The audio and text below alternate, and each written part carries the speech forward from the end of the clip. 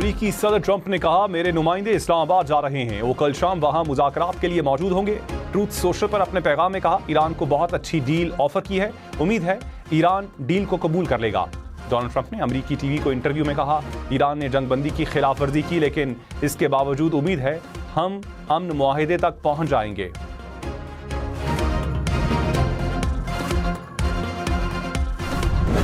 ایرانی صدر Masoud Pezeshkian نے کہا کہ ایران امن کے راستے پر قائم ہے، خطے میں استحکام و سلامتی کے لیے پرعزم ہے۔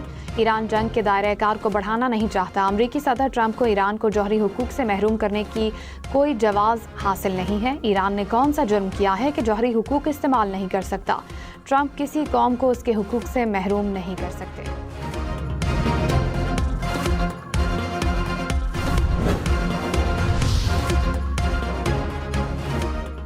وائٹ ہاؤس کے سچویشن روم میں کیا طے پایا؟ تاحال اعلان سامنے نہیں آیا۔ مشرق وسطیٰ کی نئی سچویشن پر امریکی صدر ٹرمپ کی زیر صدارت سچویشن روم میں اہم اجلاس، آبنائے ہرمز کے دوبارہ ابھرتے بحران اور ایران کے ساتھ مذاکرات پر غور۔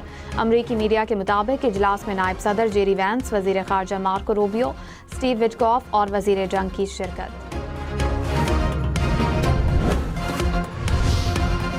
اسلام آباد میں غیر ملکی وفود کی آمد، ریڈ زون اور توسیع۔ ریڈ زون ہر قسم کی ٹریفک کے لیے مکمل طور پر بند۔ کرال سے زیرو پوائنٹ تک ایکسپریس وے پر ٹریفک کو متبادل راستوں پر منتقل کیا جائے گا۔ سری نگر ہائی وے پر بھی مختلف اوقات میں ٹریفک روکی جا سکتی ہے۔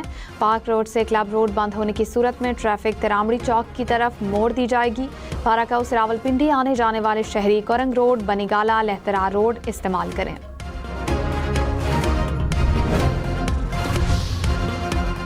ایران سے افزودہ یورینیم کی منتقلی میں مدد کی پیشکش۔ روسی جوہری توانائی کمپنی کے سربراہ نے کہا کہ ایران نے افزودہ یورینیم کی منتقلی میں مدد کے لیے تیار ہیں۔ امریکہ ایران مذاکرات میں پیش رفت پر نظر رکھے ہوئے ہیں۔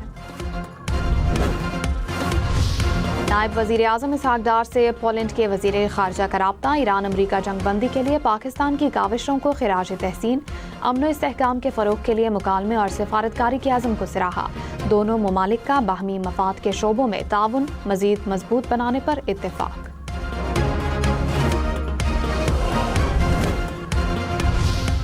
ترک وزیر خارجہ نے کہا ایران امریکہ مذاکرات کافی حد تک مکمل ہو چکے ہیں، ایک دو نکات پر اختلافات باقی ہیں۔ دونوں فریق مذاکرات جاری رکھنے کے لیے پرعزم ہیں۔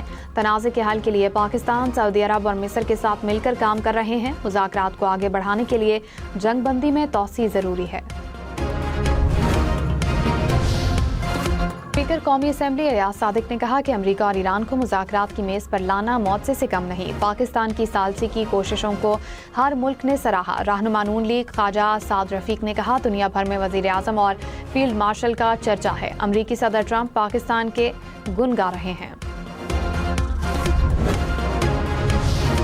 اسلام آباد میں ہیوی اور پبلک ٹرانسپورٹ تاحکم ثانی معطل، جڑواں شہروں میں میٹرو بس سروس بھی جزوی طور پر بند۔ میٹرو صدر اسٹیشن سے کچہری اسٹیشن اسلام آباد تک فعال، میٹرو بس سروس پم اسٹیشن سے پاک سیکریٹریٹ تک مکمل بند۔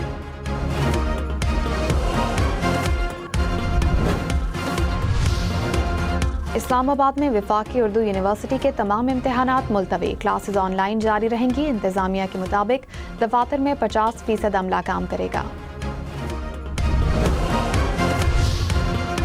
وادی نیلم اور وادی لیپا میں لینڈ سلائیڈنگ کے واقعات۔ وادی نیلم میں لینڈ سلائیڈنگ کے باعث 30 سے زائد گاڑیاں پھنس گئیں۔ ریسکیو اہلکاروں نے سیاحوں کو محفوظ مقام پر منتقل کر دیا۔ وادی لیپا میں لینڈ سلائیڈنگ سے عمارت کو نقصان پہنچا۔ چلاس کے مقام پر لینڈ سلائیڈنگ کے باعث بند شاہراہ کاراکرم پر ٹریفک بحال کر دی گئی۔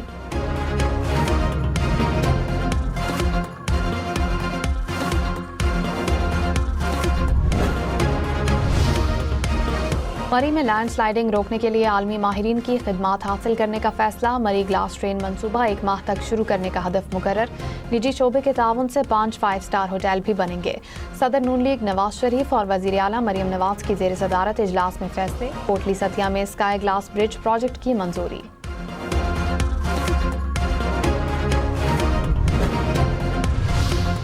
وزیر اعلیٰ سندھ مراد علی شاہ کی حیدرآباد میں واٹر ٹریٹمنٹ پلانٹ کے لیے 22 ایکڑ زمین کی منظوری۔ کہا عوام کو صاف پانی کی فراہمی اولین ترجیح ہے، منصوبے کی سخت نگرانی کی جائے گی۔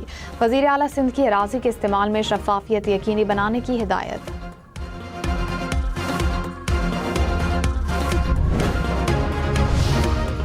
वज़ीर आला बलूचिस्तान से अपोजिशन अरकान की मुलाकात, डेवलपमेंट प्रोग्राम की तरजीहात को अवामी ज़रूरियात से हम आहंग करने पर इत्तेफाक।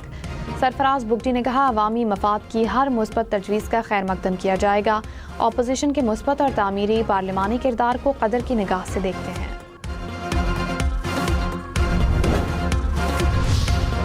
ईरान के मामले पर भारत की गैर वाज़ेह खारजा पॉलिसी सख्त तनकीद की जद में। बैनुल-अक़वामी जरीदा एशिया टाइम्स ने कहा, पाकिस्तान ने ईरान अमरीका मुज़ाकरात में अहम किरदार अदा किया, भारत की सिफारतकारी बिल्कुल खामोश रही। पाकिस्तान से बेहतरीन ताल्लुकात के बाद अमरीका के लिए भारत पर एतमाद करना मुश्किल हो गया। साबिक अमरीकी नायब सदर कमला हैरिस ने कहा, अमरीकी सदर ट्रंप ने नेतन्याहू के कहने पर अमरीकी फौजियों को जंग में धकेला। ऐसी जंग शुरू की गई जिसे अमरीकी अवाम नहीं चाहते। जंग की वजह से अमरीकी फौजियों की जानों को खतरा लाहक हुआ।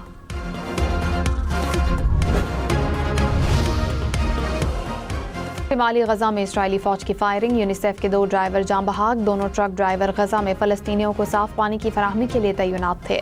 यूनिसेफ का वाक़े पर फौरी तहकीकात का मुतालबा, सिक्योरिटी बेहतर होने तक सरगर्मियां मुअत्तल कर दी।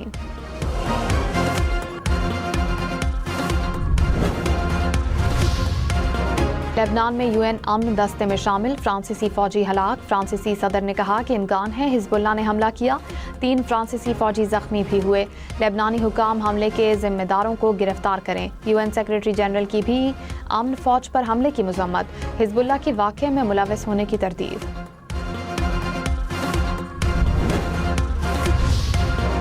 यूक्रेन के दारुल हुकूमत कीव की सुपरमार्केट में फायरिंग, 6 अफराद हलाक, 14 जख्मी। हमलावर ने स्टोर में मौजूद अफराद को यरगमाल बना लिया। पुलिस ने हमलावर को हलाक करके यरगमालियों को बाजियाब करा लिया।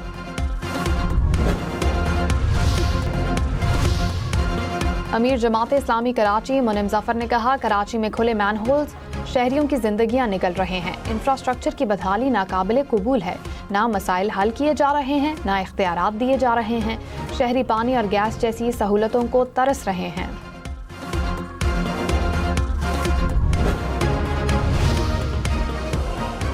तर्जुमान सिंध हुकूमत सादिया जावेद ने कहा, जमात इस्लामी मनफी प्रोपेगेंडा कर रही है। कराची में तरक्याती काम ना होने का दावा अवाम को गुमराह करने की कोशिश है। लियारी समेत कराची के तमाम इलाकों में पीपल्स पार्टी की कारकर्दगी वाज़ेह है। रखवाल में कलर कहा रोड पर ज़ायरीन से भरी बस उलट गई, 22 अफराद जख्मी। हुकाम के मुताबिक हादसा तेज रफ्तारी के बायस पेश आया।